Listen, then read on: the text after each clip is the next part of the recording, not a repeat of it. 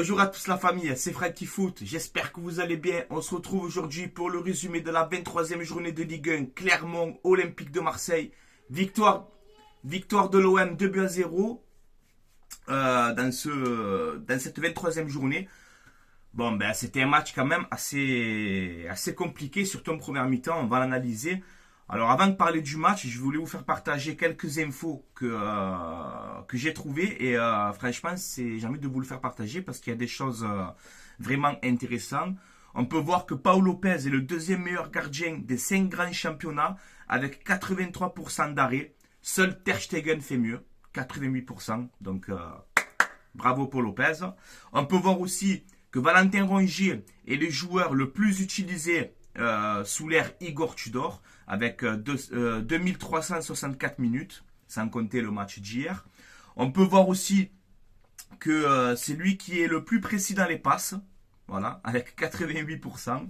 On peut voir également que c'est le joueur qui touche le plus de ballons et c'est le deuxième joueur qui donne le plus le ballon vers l'avant. Voilà. Donc quand on lui reprochait de Rongier qui jouait un peu trop vers l'arrière, ben là on peut voir aujourd'hui que c'est le deuxième joueur qui joue le plus vers l'avant. Voilà, donc c'est à souligner. Et on peut voir que depuis qu'il est à l'Olympique de Marseille, Valentin Rongier a évolué à 7 postes différents. Voilà, donc Valentin Rongier, tu es actuellement le capitaine de l'OM, tu mérites ton brassard. Voilà, tout simplement. On peut voir aussi vite fait une info mercato, bon, ça j'y crois pas trop, enfin c'est trop tôt pour parler de mercato encore, mais l'OM surveillerait Balogun, l'attaquant de Reims, anglais, je crois qu'il est prêté par Arsenal, hein, si je dis pas de bêtises, dites-moi en commentaire, je sais plus, mais voilà, il fait une bonne saison avec Reims et l'OM le surveillerait. On peut voir aussi qu'hier, on a vu le retour d'Eric Bailly, donc ça fait énormément plaisir de le revoir, on l'a enfin libéré, tu vois, donc je suis content que Bailly fait son retour. Mais par contre, hier, voilà, le gros point noir de la soirée, bon, c'est ce qui s'est passé aux alentours du stade, mais aussi la blessure de Samuel Gigot, voilà, en première mi-temps, où il se fait démonter, tout simplement. Donc, pas eu de carton et tout, cette action, j'ai pas compris, il faudra m'expliquer à un moment donné. Alors, c'est pas intentionnel, ouais, mais il a fait, lui, encore une fois, lui a arraché la cheville, tu vois. Voilà, donc Samuel Gigot, ben, force à toi soldat, j'espère que ça sera pas grave parce qu'on a besoin de toi. Et c'est vrai que cette blessure, ça m'a contrarié parce que tu voyais qu'il avait mal, quoi, tu vois, et c'est pas une danseuse, hein, Gigot, voilà, c'est pas une danseuse, donc il avait vraiment mal, tu vois. Alors on dit que c'est le tibia péroné, j'espère que ça sera pas trop grave. Parce qu'on a besoin de lui. Avant de parler du match, un petit coup de gueule vite fait sur Chancel avec Chancel Mbemba. Pourquoi c'est surtout contre la Ligue, pas contre Mbemba. Mais pourquoi il est suspendu contre contre Paris, pardon, le 26 février alors qu'on a un match à Toulouse qui arrive. Pourquoi la Ligue, vous le suspendez pas pour ce match-là, pour Toulouse, pour qu'il soit présent le 26 contre Paris? Ça va falloir m'expliquer. S'il y en a un commentaire qui peut m'expliquer, les gars, moi ça j'ai pas compris. Pourquoi Mbemba on le met absent contre Paris alors qu'il y a Toulouse qui arrive? Voilà. Je comprends pas, moi tu vois. Peut-être c'est pour encore une fois nous faire bien chier comme il faut. Voilà. Donc c'est un scandale aussi ça. Alors après je sais pas, hein. C'est voilà, accumulation de cartons jaunes et tout, ok, pas de problème. Mais mets-le contre Toulouse absent et tu le mets contre Paris. Voilà. Non, comme par hasard, contre Paris, on ne le met pas. Voilà. Il est suspendu pour ce match-là. Je sais pas, je comprends pas. Donc, on peut voir que le match a eu à peu près 45 minutes de retard. Hein. Alors, on ne sait pas trop ce qui s'est passé parce que même au stade et tout, Paganelli dit voilà, on n'a pas trop d'infos. Alors après, on a su un petit peu avec les délégués, tout ça, tout ce bordel, que apparemment il y aurait eu des gaz lacrymogènes, etc., qui auraient été utilisés en dehors du stade. Alors, on a vu que les supporters olympiens, et même beaucoup ceux du stade aussi, se tenaient les yeux comme ça, le nez.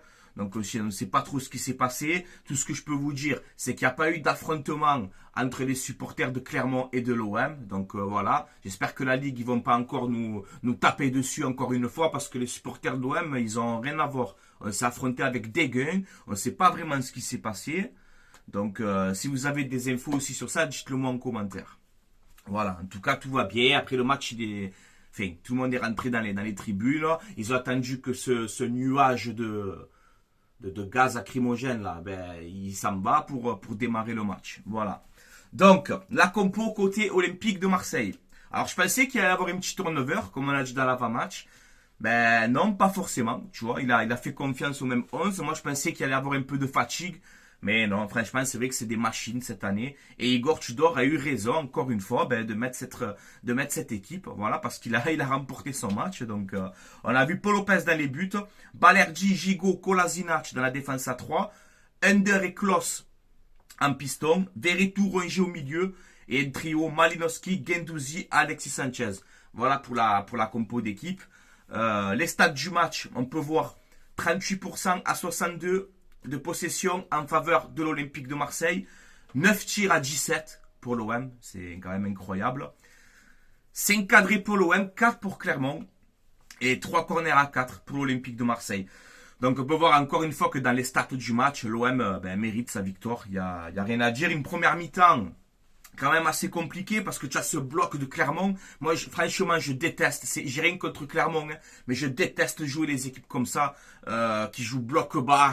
Franchement, ça rend fou. Tu prends aucun plaisir. Cette première mi-temps, elle était difficile à regarder. Pas forcément pour l'OM, hein, parce que nous, on a essayé de contourner, tu vois, ce bloc. On a essayé de faire ce qu'on pouvait, mais on voyait que c'était très difficile. Et je parlais avec mon collègue et il me disait, putain, il va voir si on marque, ça va être sur coup franc ou sur une corner ou ça va être un truc comme ça parce que je vois pas la solution. Et il avait raison, Dédicace-Sajo. Il avait raison parce que c'est ce qui s'est passé. On arrive à ouvrir le score à la 44e minute avec ce but de Alexis Sanchez. Donc, tu as un coup franc de Malinowski. C'est dévié par le mur avec une main. Donc, on a vraiment de la chance sur ce coup-là. Après, la main, elle y est. Il y a penalty. Vérification de la VAR. Donc, il y a penalty. On a volé à personne. Et ça tombe avant la mi-temps. Donc, c'est très très bien. Tu vois, Alexis Sanchez qui le transforme. Ça fait 1-0 pour l'OM. On rentre avec cet avantage à la mi-temps. Bon, on méritait quand même dans cette première période d'ouvrir le score. Mais c'était très difficile. Clermont très très très défensif. Et franchement, ça rend fou de jouer des équipes comme ça. Voilà, moi je prends pas de plaisir quand je vois des équipes qui, je sais pas, tu es à domicile, tu joues contre l'OM, eh ben donne-le-toi à fond, tu vois. Après, je peux comprendre, je peux les comprendre qu'ils veulent jouer la défense, mais voilà, moi c'est des matchs que j'aime pas. Regardez ça, voilà. Bref, c'est mon avis. Ensuite, cette deuxième mi-temps, ben là, voilà, on voit que l'OM monte en puissance et elle est dominée. Donc, on a la blessure de Gigot aussi en première mi-temps, hein, voilà, qui sort. Donc, il est remplacé par Eric Bailly, qui fait son retour. On a l'entrée de Mbemba, on a la sortie de Guendouzi, on a l'entrée de Caboret, qui a fait une bonne entrée, Caboret quand même, tu vois. Vitinha, bon, il est rentré à la fin, j'aurais aimé le voir un peu plus tôt. On n'a pas eu de paillettes aussi. J'aurais aimé le faire rentrer peut-être 10 minutes, mais bon, voilà. Donc cette deuxième mi-temps, ben, elle est nettement à l'avantage de l'OM. On voit qu'on monte quand même en puissance. Clermont aussi, qui a failli marquer. Je crois que c'était en première période, ça, mais bon, il y avait hors-jeu, donc ça va. On a eu un peu de chance aussi. Mais voilà, cette deuxième mi-temps, comme j'ai dit, elle est maîtrisée, franchement. J'ai pas senti l'OM en danger, honnêtement. Les milieux de terrain, encore une fois, qu'ils ont fait un travail énorme, que ce soit Rongier ou Veretout. Veretout, hier, tu m'as plu. Hein. Veretout, hier, franchement, tu m'as régalé. Hein. Donc, tu as fait un match exceptionnel. Défensivement, on a été solide. Et on arrive à marquer ce deuxième but, voilà. Alexis Sanchez, encore une fois, qui se met son petit doublé tranquille à la 81e minute. Donc, on a un centre, je crois que c'est de Klos. Tête de Sanchez, le gardien il arrête, ça dévie sur la barre, ça revient sur Sanchez, il est là pour tuer le match. Donc, il est parti chercher son but tout seul. Et tu le sais très bien, quand Alexis Sanchez va faire un gros match, Madame Lorboulot, il est cramé? Il est cramé, Alexis Sanchez? Est-ce qu'il est cramé?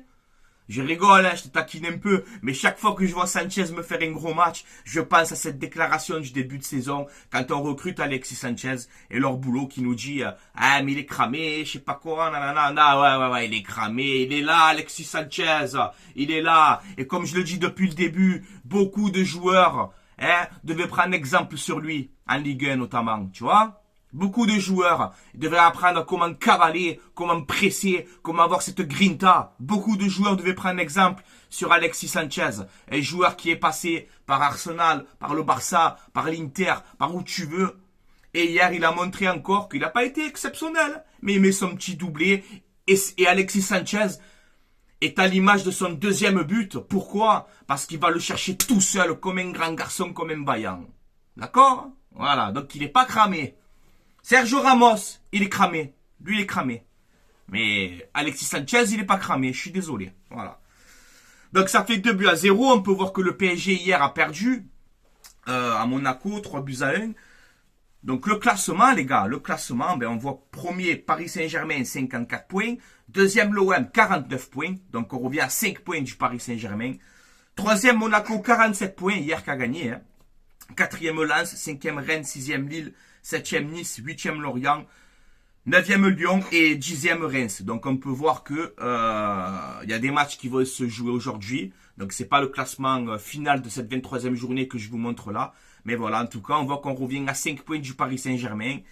Et voilà, on est là. On tient quand même la cadence. Donc ça fait plaisir et moi je suis très content les gars. Donc voilà. Hein. Victoire méritée, les tops et les flops, franchement, les tops, ben, la défense encore une fois. Hein. Et les tops, j'ai envie de dire l'équipe. J'ai envie de dire l'équipe encore une fois parce que c'était un match quand même compliqué à Clermont. Comme je vous ai dit, c'était une équipe qui jouait beaucoup défensif.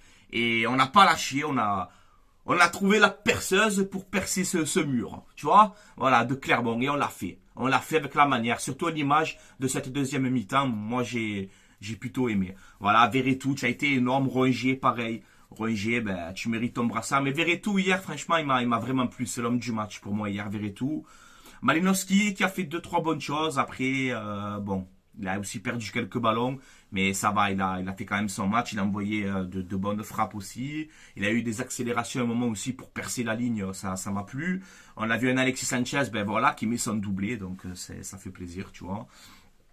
Ender aussi, les gars. Ender, à un moment, il se prend un coup de tête, là. En sang, la tête en sang. Il finit avec le bandeau. Il est là, encore, il joue. Ender, tu es un soldat, tu es un guerrier en ce moment. Voilà, tu es un guerrier, mon petit Ender, tu régales. Klaus aussi, ça va, qui a fait un bon match. Bonne entrée de Caboret aussi. Unai, voilà, qui est rentré, on l'a pas trop vu, mais ça va, il a fait une entrée correcte. Et Gigot, voilà, dommage qu'il est blessé, ça m'a un peu contrarié. Mais voilà, les gars, dans l'ensemble, hier, Igor Tudor aussi, que j'ai bien aimé sur son banc. Même avant le match, dans le couloir, comme il est là, il lâche pas ses joueurs. Igor Tudor aussi. Bravo, mon petit Igor Tudor. Voilà, tu mérites. Tu mérites en ce moment, il faut le dire. Parce qu'il fait les bons choix, il fait les bonnes compos, il s'impose, il gagne. Voilà, donc il n'y a rien à dire. Bravo Igor Tudor aussi, les gars. Donc voilà, les amis, je vais vous laisser là. Dites-moi votre avis en commentaire sur ce match. Voilà, n'hésitez pas à vous abonner si ce n'est pas fait. Et à mettre un petit pouce bleu, ça fait toujours plaisir. Et surtout, n'oubliez pas en commentaire de me dire votre avis sur le match. Et voilà, moi je suis très content ce matin. Je suis très content. On s'est imposé à Clermont avec la manière. Donc, on conserve cette deuxième place. C'est aussi à souligner. Et non, bravo. Bravo aux joueurs de l'OM. Voilà, il y a ma fille. Elle veut faire la starlette. Voilà, les gars, allez, je vais vous laisser là. C'était Franky Foot. Allez, l'OM à la vie, à la mort, comme d'habitude. Et on se dit à bientôt pour une prochaine vidéo. Allez, ciao, ciao la famille. Allez, l'OM, hein. À la vie, à la mort. Et Sanchez, tu as vu comme il n'est pas cramé, mon petit Alexis Sanchez? Eh oui, à chaque match d'Alexis Sanchez comme ça va sortir. Eh oui, critiquez un peu les autres. Arrêtez, laissez-le tranquille. Alexis Sanchez est un exemple pour les joueurs de Ligue 1. Allez, bonne journée.